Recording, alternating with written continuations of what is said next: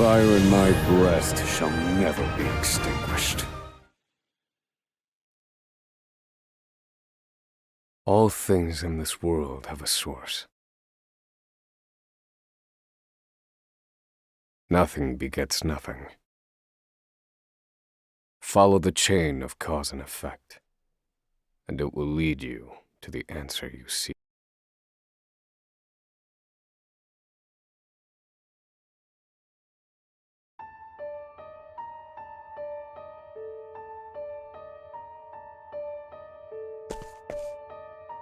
For the record, you, Oswald, plead not guilty.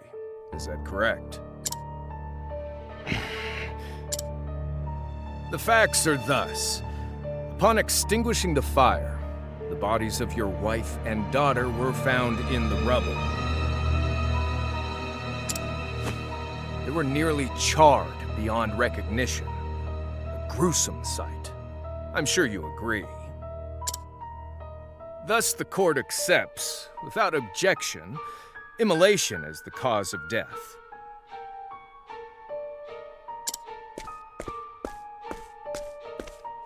However, there is one last inexplicable detail. Nothing one could reasonably consider the cause of the conflagration was found at the scene. Ergo, the fire ought not to have happened at all.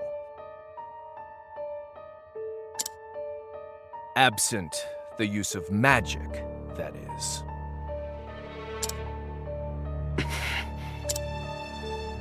You were a scholar of magic, weren't you, Oswald?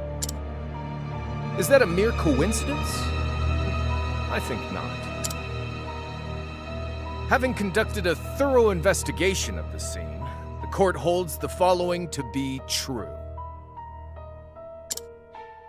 You, Oswald, were the only one capable of starting such a fire that night. In the sacred name of Alathan the Scholar King, the court hands down the following verdict. Oswald V. Van Stein, we find you guilty of the murder of your wife and daughter, for which you are sentenced to life imprisonment on Frigid Isle. Do you have any last words?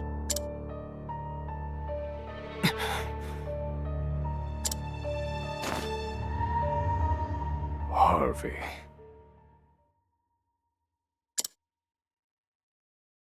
The man who took everything from me shall die by my hand. I swear it.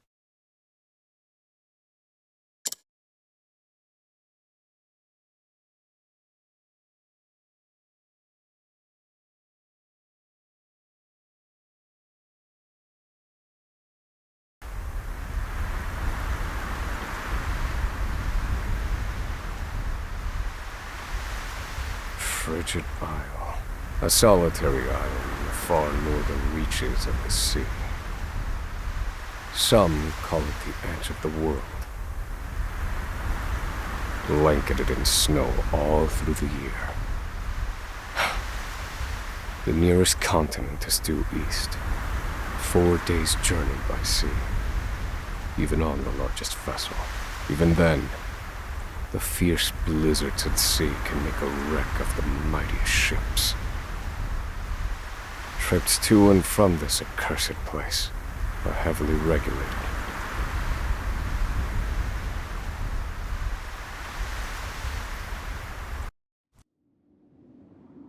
This place holds all mainlanders found guilty of the most heinous crimes. It held over 300 of us at its peak. In its 80-year history, none have escaped. Or rather, I should say, the deplorable treatment of the prisoners ensures that lives end before sentences do.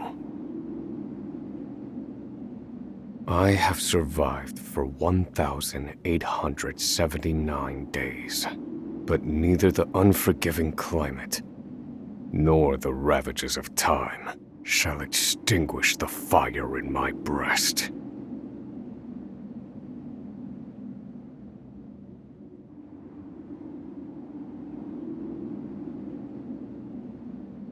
Another frigid day in hell, eh, Professor?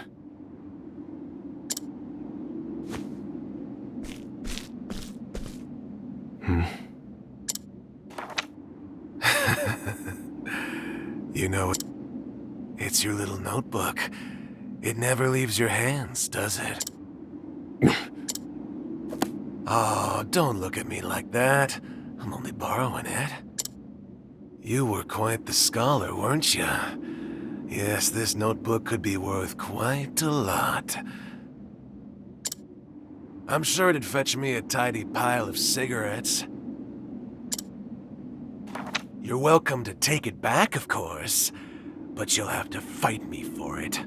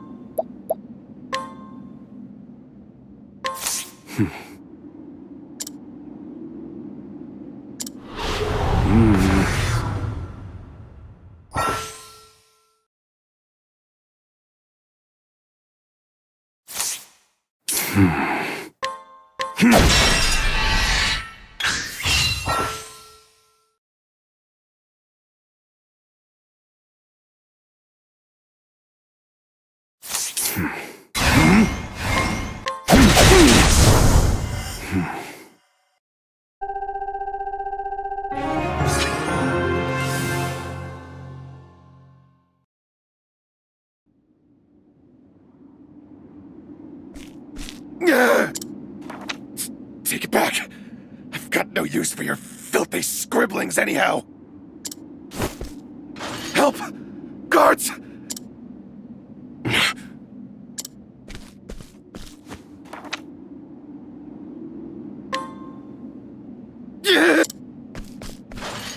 Help!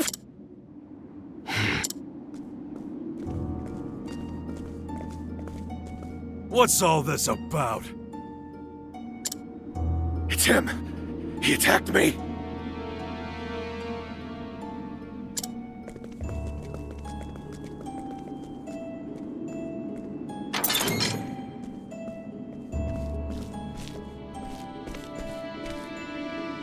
Well, if it isn't Oswald, our...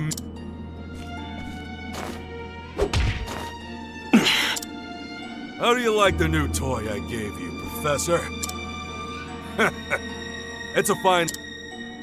Keeps you from speaking those spells you love so much. You're the only one who has the honor of wearing it, I'll have you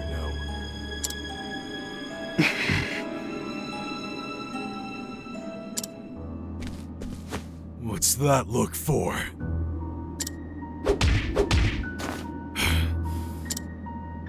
I know defiance when I see it, and I'll have none of it.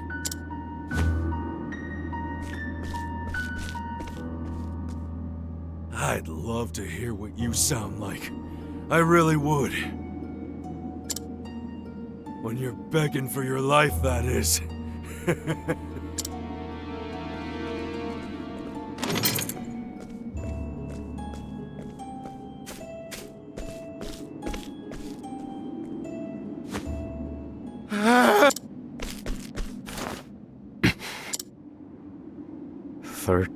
Seconds.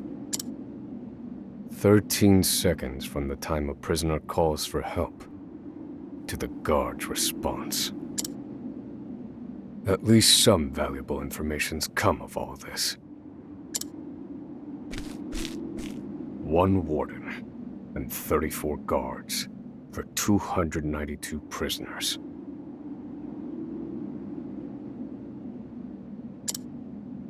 Over time, I've learned much about the way the prison and the people within it work. And all of that knowledge shall inform my eventual escape.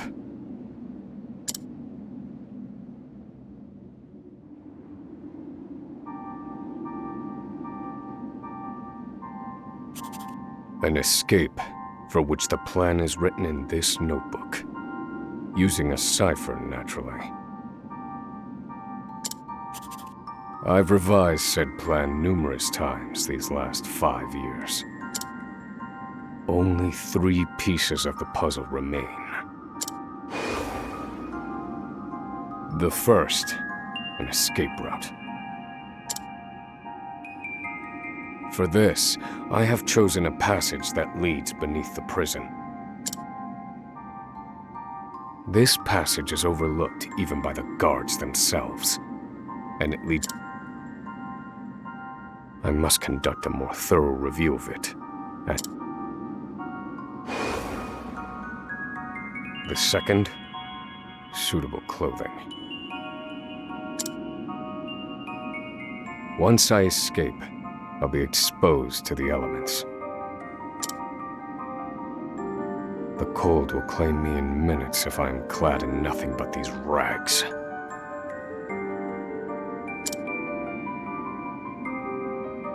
The third and final, an accomplice.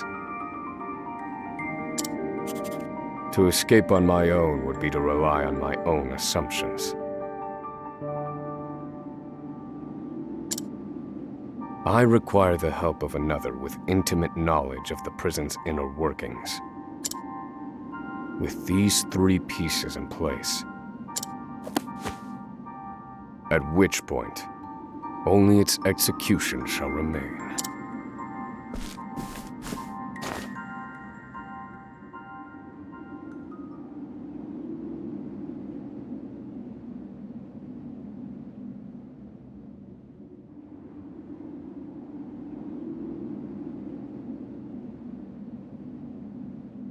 Wake up, human filth! To work with you!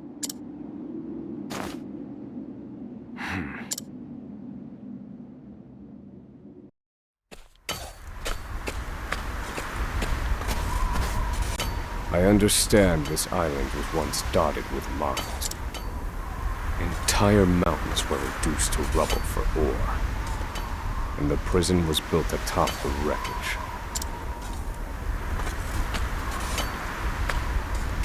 To this day, there remains phosphate buried in the frigid earth. It's immensely flammable and sells for a fair bit of coin. So the prisoners are forced to mine it, and the guards line their... Mine, scum! Keep... I said, keep moving! What's wrong with you?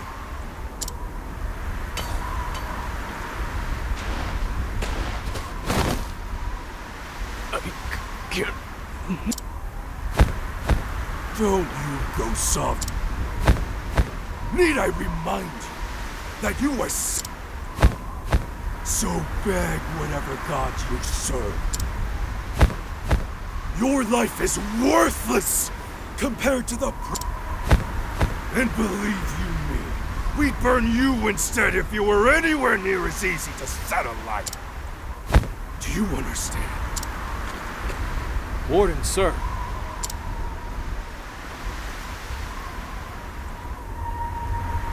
An unfortunately common sight. We are adaptable creatures. Any environment.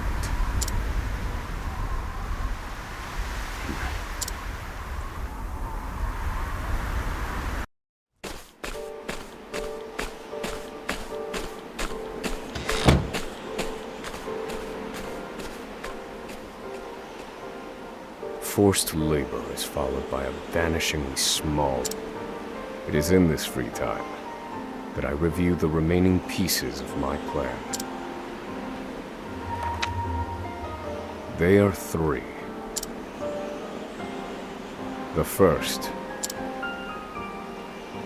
The prison is as old as it is massive. Perhaps I can glean a hint or two from someone with intimate... The second. One they call the Provisioner. But first, I need to find them.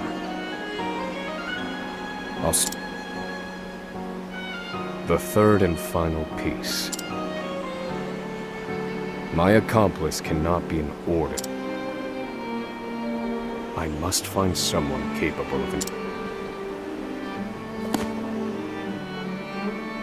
Then all that will remain.